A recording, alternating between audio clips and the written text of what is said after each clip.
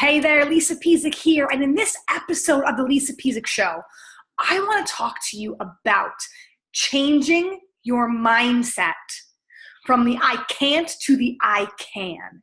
And it's very simple. There's simple tweaks and tips and tricks and hacks that you can do instantly to change those thoughts in your brain from I can't do this to yes, I can. Hell yeah, I can. I certainly can. Can is going to become a lethal weapon in your vocabulary moving forward. And you're going to erase all those can'ts because, when we really think about it and we break it down, can't is a cop-out. When you say, oh, I can't do that, people don't question it. People don't ask you. Most times, 9 times out of 10, people don't push you and say, hell yeah, you can. You have to be the one self-selecting yourself, stepping up and saying, yes, I can. Yes, I will. I don't want can't to even be allowed in your vocabulary moving forward after this podcast. Now, can't and won't are different. Won't means you are making that selection. Again, self-selection. I don't want to do that. I don't want to be part of that. I won't do that. You're setting some boundaries. That's different than I can't. Because the first thing in our brain, when we decide to make a change in our life, we decide to launch a business or write a book or go live on video or do a course or eat healthier, start a new fitness plan, mend that broken relationship, confront that person that's given us heck. The first thing in our brain starts to think about the negative and all the reasons why we can't be successful. In that self-protection kind of mode, you start to think about that worst case scenario. And you're like, oh, I can't. Or we don't believe in ourselves. We have that lack of belief because of past circumstances. We have that lack of belief because we don't want to feel uncomfortable. Nobody wants to feel stupid. Nobody wants to look stupid. Or in our house, we say the word silly instead of stupid. Nobody wants to look silly. And can't is also a word in our house that we don't allow. I don't allow my 4-year-old to say, I can't do that. He's allowed to say, I presently struggle with that. I'm trying to master that.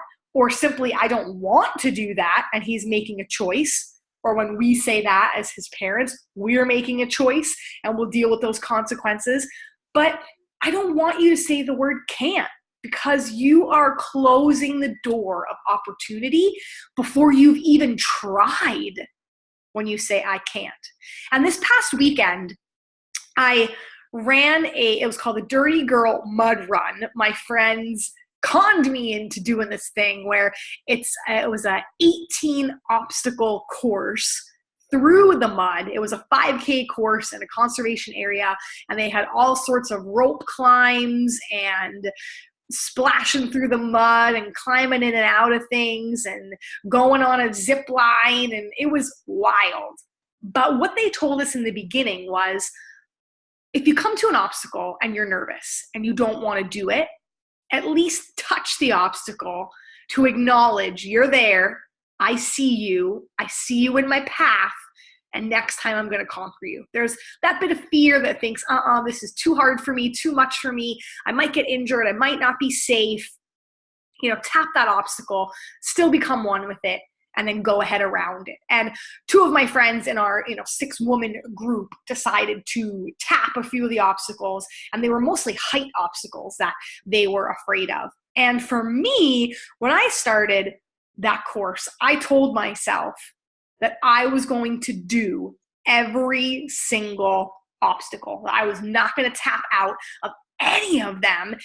And I have a fear of heights. I hate climbing things, especially when I don't feel like I've got support or, anything kind of holding me in place. And, the 2 obstacles that most people tapped out of, they were scary.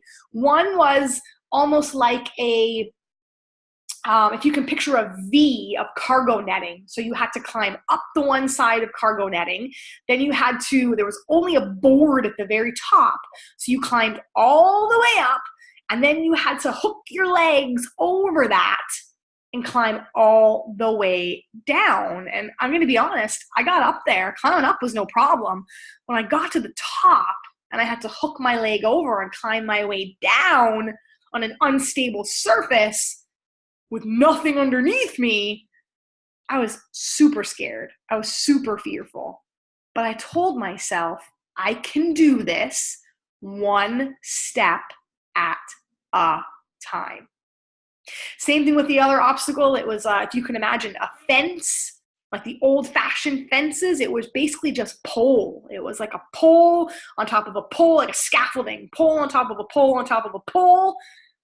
And there were 2 of those, and you had to go up the 4 poles, hook your leg over and climb down. Go across up the 4 poles, hook your leg over and climb down. Again, the going up part wasn't scary, but the coming down part, I was like, holy moly, hook the leg, 1 foot at a time.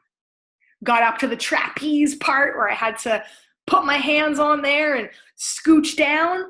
I told myself, hang on, 2 hands on the pulley, hang on, right? So when something scary comes up and you start telling yourself, I can't, or you get halfway into something and you want to turn around and quit, one thing I want you to focus on, one action, because sometimes things look so big that you say, I can't do it. I can't write a book. You got to break down those steps one after one, the next after the next after the next. You think, I can't lose 50 pounds or I can't do that easily. Well, you break it down 2 pounds at a time. You break it down 1 habit at a time. You create those small wins, and pretty soon you become freaking unstoppable. Because once I hooked my leg over and I went down 1 step, I was like, all right, 1 more step. I did it. 1 more step. I did it. 1 more step. I did it. Feet on the ground. Back to slopping around in the mud, having fun, enjoying myself, living in that moment, as opposed to saying I can't. And you know what? Everyone goes at their own pace. But for me, I knew that I'd be pissed off at myself if I skipped an obstacle. Because I know that I've been training for this, regardless as to the number on the scale, regardless as to what I look like and what size clothing and judgments people maybe make about you when they see you, if you're fit or you're not fit, or you're athletic or you're not athletic, you're strong or you're not strong, confident or not confident. Who cares what other people think about you? What do you know to be true about yourself? What I knew to be true about myself before I started that race and that course was, I'm not a quitter. I don't quit easily. And literally, I had to be scared shitless, shaking, that I was literally not going to do that obstacle. I was scared, but deep down inside, I was like, I know I'm capable of doing this. And there may be things in my path later on that I'm not capable of doing. So I'm not saying those people that touched those obstacles and went around them, that I'm better than them or stronger than them or tougher than them. There will always be obstacles in your path if you're doing the right thing, if you're pushing yourself out of that comfort zone, right? You never want to settle, because living that life of mediocrity does not get you those goals and those dreams and those plans that sometimes pop up in your brain and go, what if? What if I did start that business? What if I did start eating healthier? What if I did make this the most transformational summer for me, where I finally got a hold of my emotional eating, or I finally launched that product, I finally wrote that book, I finally did whatever it is that you want to do? Allow yourself to dream a little bit, and then have that belief in what you're capable of. And then put yourself in those situations to go and prove it to yourself. So the way that you flip this I can't to this I can is that mindset work and that physical work and that work that sometimes you don't know what you're training for. But once you get in that situation that tests you, you say, hell yeah, I can. This mud run obstacle race, it was different than ones that I had done 3 years ago with my friends in the US. They have changed the course. So I had no idea what those obstacles were going to be in front of me. But I've been training and training and training, not knowing it, for that moment to be able to go and say, I did every single obstacle and I crushed it with my friends. So how do you execute that training when you don't know what you're training for sometimes? But you know you're training that you don't want to be mediocre. You want to be the best. You want to be the healthiest version of yourself, the best mom, the best spouse, the best business owner, just the best. What does it look like? Mind over matter. Let's talk about the mind, the M, meals. 80%, 75 to 80% of your plate should be green vegetables with every single meal. Veggies are the base. They're fiber soluble. They fill you up. They're good fuel for your brain, your heart, your lungs, your kidneys. It's clean. There's no inflammation usually with our green veggies. So your meals should be 75 to 80% green. Think of your protein on top of that as like an appetizer, right? So I make a whole plate of broccoli, put a piece of salmon on top of it. I have a whole thing of salad, lettuce, tomato, cucumber, put some canned tuna on top of it, right? I make a whole plate of spinach, 2 eggs on top of that. Green. Pretend you got a green plate is what I want seeing in front of you. Don't eat it unless it's green, right? Going to give you great energy. The M. I, that inner voice that we talked about. Pay attention to that inner voice that pops up for you that goes, this is too dangerous. This is too scary. I'm out. I can't. Flip it. 1 foot in front of the other. 1 paragraph at a time, 1 module at a time, 1 conversation at a time, 1 sip of water over an energy drink that's filled with artificial sugars and preservatives. 1 choice at a time. Small bites. Change that inner voice to something you know you can do. Create that win for yourself and celebrate that. That's the M, the I. The N, look at those negative drivers that are in your life. You know, sometimes we're always, I can, I will, I'll conquer. We're so positive and inspirational. And then what happens on those days when you don't wanna? Think about the negative repercussions that can happen and use that as a motivator. And in this, you know, in society, we're taught not to talk about the negative, not to talk about anything that isn't rainbows and sunshine and butterflies. But, you know, that's not reality. I was having a discussion with a client of mine who recently just signed on with me for some health and fitness coaching. And she's planning a trip for 2 years doing some world schooling with her kids and her husband. And they are traveling all over the world. Africa, Asia, Spain, Greece, Europe, Mexico, Cuba.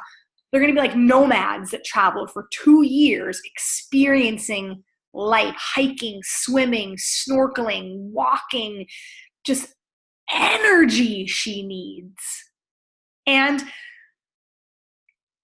she didn't have that belief. She didn't have that belief that she could be her most vibrant, energetic self because she's got some serious health issues and conditions and things that she's been battling for years, and she's tried and she's failed, and that I can't always comes up for her in her brain. And it got to the point, she's got 4 months till she's going on this trip with her family. And it got to the point where I said to her, think about if you don't start a health and fitness plan with me today. Think about what that trip is going to look like. If you don't make a change, you're not going to have a change in your life. So you're going to go on that trip that you're looking forward to, and you want to make those memories with your family. And you're not going to be able to climb those mountains, and you're not going to be able to swim, and you're not going to be your most vibrant self keeping up with your family and your kids. You're going to have to sit it out in the car and take a nap, and you're not going to be able to experience those things with your family. You are going to be so, pardon my language, cover the kids' ears. I said, you're going to be so fucking mad at yourself for not saying yes 4 months ago to doing something for you. Because you know what? Maybe you won't make it up to the entire top of that mountain if it's like a 3-hour hike, but maybe you'll make it 2 hours in. Maybe you'll make it an hour and you'll take a 10-minute break and you'll be able to jump right back and keep going again because you built that stamina.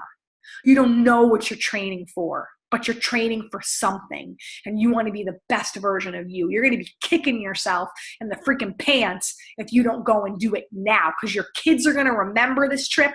This is something about when you're 80 years old and you're looking at those grown up kids and they got kids, you know, God willing, if you get to leave that legacy and that happens, that's going to be something that they're going to talk about. Mom, remember when we took that trip and we hiked that mountain and we saw that waterfall and we climbed that thing? And they're going to remember that memory for the rest of their life. And you're going to pull yourself out of that because you think you can't.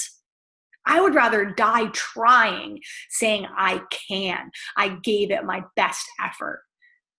So I had to play a little bit of like good cop, bad cop with her. And not only focus on where we can go and the positive, but that negative driver. What if you don't? And a lot of people talk about that COI, that cost of inaction. So you don't sign on, you don't make changes in your life. What's that going to look like for you 1 month, 2 months, 3 months, 3 years, 6 years, 10 years out? Think about that. If you don't go and do that thing in health and business that you want to do. And then lastly, the D is discovery. So when you choose to start, because you're going to start, you're going to say I can instead of I can't. Go into that like a detective and think, what did I discover about myself in this? For me, I discovered that heights scare the freaking bejesus out of me, but that I'm way more capable of things than I give myself credit for. Because I'm not a quitter. Once I get to the top, if I got to make it down, I make it down. My friends that tapped those obstacles, they discovered that they got to work on some more upper body strength and some balance strength. And they realized that those obstacles scare them. So they're going to work on ways to overcome that. So next year, when that obstacle pops up, they're going to be leaner and lighter and stronger and more confident. So they discovered an area they want to work on in their life. So that's not a fail by choosing to go around those obstacles. It's a discovery session in yourself. Are you discovering that you've got anger management issues? Are you discovering that things are popping up from your past that you need to go see a counselor and deal with? Are you discovering some hot buttons or some triggers that you know frustrate you if you tried to change a situation and it didn't go to plan? Are you discovering some analytics and campaigns in your launch that you've got to change email subject lines, or you've got to start doing more live video, or you've got to be more active in your VIP groups? Did you discover an overarching theme that maybe wasn't there before? Did you discover new foods that you like, or maybe foods that you don't like, but you would have never known if you didn't try them? So that's why I want you to start saying, I can. Because when you put yourself in those situations, you learn so much more about yourself. And again, you're training for life. You're training for that next thing that's going to come up out of nowhere, and it can either blindside you or you can conquer it, depending on how much training you've put in. So to change, I can't to I can, your meals, 80% vegetables, your I in the mind, your inner voice, one step at a time, one habit at a time, whatever it is you gotta tell yourself, one word at a time. You change that inner voice. You start saying, I can. You take the word can't out of your vocabulary. And those negative drivers, when that fear comes up, if you don't take action, what's life gonna look like? in 1 month, 2 months, 5 months, a year, 10 years. And then lastly, D, be that detective and discover new things about yourself, because that's life, isn't it? That's experience. That's what we're here for. Just signing up to do that mud run was a discovery, right? Sometimes I'm the mom that my kid wants to go splash in the mud, and I'm like, oh, buddy, no, not in your white school shirt. Now I'm going to be the mom that's like, dude, we can throw it out, we can wash it, we can get new shirts, we can do whatever. Go faceplant in that mud if you want to. Have fun. That opened my eyes a little bit about that. Me, I'm like a type A, you can eat off my floors, kind of want a clean house, want things, looking nice. That's just my type A personality. I've learned to let that go a little bit now that I've been slopping around in the mud with my girlfriends, seeing how fun it is to not care about that, right? I bought old clothing that I didn't care if it got ruined in that mud run. I gave myself permission to let go and get dirty and have fun. What do you need to start giving yourself permission to do so that you can flip the I can't to I can? That's your homework for this week. What you gonna go do about that? Use those mind, Neil's inner voice, negative drivers, discovery. Give yourself some permission and use that word I can every time over I can't. And I promise those doors are gonna start opening up for you. If you need some help, you need some coaching in your business, in your health, mapping out a plan like I did for my friend who's going around the world in a couple of months. We've got some business coaching we're doing this week with people using an exact sales script to convert those leads into paying customers that aren't saying, I can't afford you, I can't work with you. They're saying, I can't afford not to. I need to work with you. I can work with you. You want that kind of income and influence in your business, then you best be getting on some coaching calls with me, and I would love to serve you. Head to lisapezik.com, click on the coaching call link.